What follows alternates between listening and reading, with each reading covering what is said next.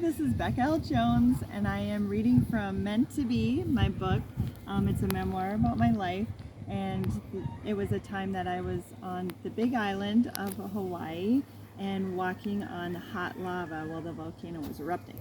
So I'm going to share with you, this was when I was much younger and probably a little dumber.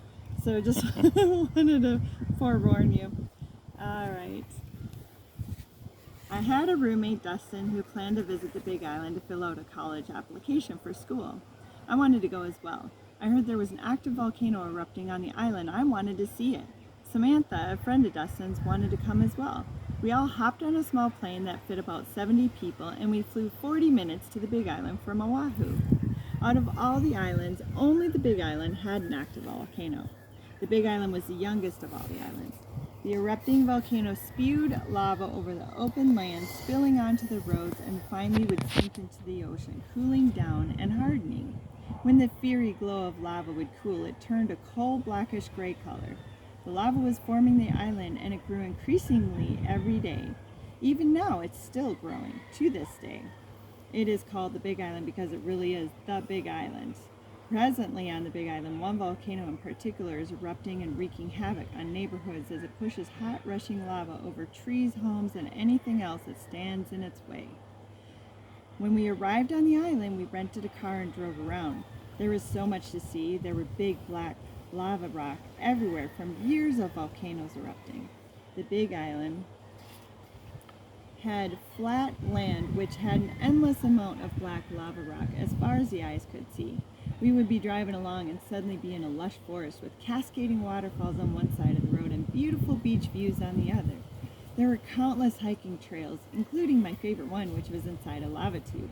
There were huge 30-foot lava tubes that had been formed years ago from flowing lava that turned into hardened rock. This lava tube became an adventurous hiking trail for many travelers like us who wanted to see something new. My friends and I drove to Hilo to the college to pick up papers for Dustin, and then we hit the open road for more adventure. We headed to Kona, where we came across the active volcano, but it was blocked off with a wooden barricade and there was no way to drive in. We parked the car and decided to hike in. All we could see for miles was blackened lava rock. We were a little disheartened at first. We walked and walked, but the landscape was all the same, black rock everywhere. After a mile, we hiked over a rocky hill and saw the ocean another half-mile away. We headed toward the water. If nothing else, we figured we could jump into the water and swim around looking at the coral and colorful fish. There was a large sign as we neared the ocean that said "Do not cross," but we just walked right past it. Suddenly, I began to hear a popping noise, and my tennis shoes felt hot. I looked down at my feet, and at the same time, Samantha yelled, "Look at the lava flowing under our feet!" I just stared in shock.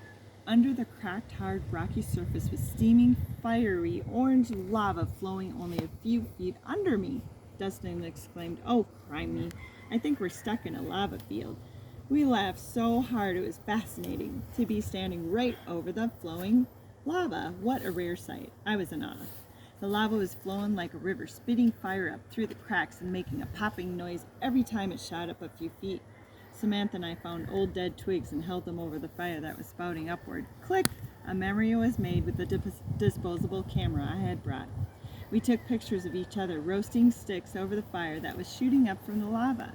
I wished we had marshmallows to roast.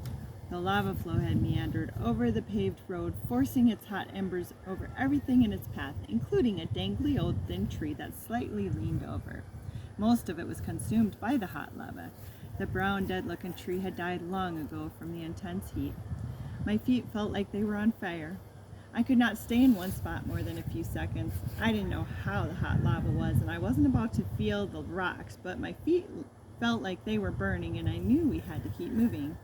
Dustin, Samantha, and I walked toward the ocean, where there was a large gray cloud of smoke rising from the water. We wanted to check it out. As we neared the ocean, I heard yelling and looked behind me. 2 security guards ran after us, yelling for us to leave the area. They looked mad. We ran over the hot lava rocks so fast that we were almost flying. We ditched the guards and somehow found our way back to the car. But we were laughing so hard and couldn't believe how much fun this adventure had been. It was the most amazing day and a great memory for me and my friends. So just wanted to share that from Meant to Be. And I will be reading every Monday just to let you know. And if you have read Meant to Be, please give me a review on Amazon. Thank you so much. Aloha and love y'all.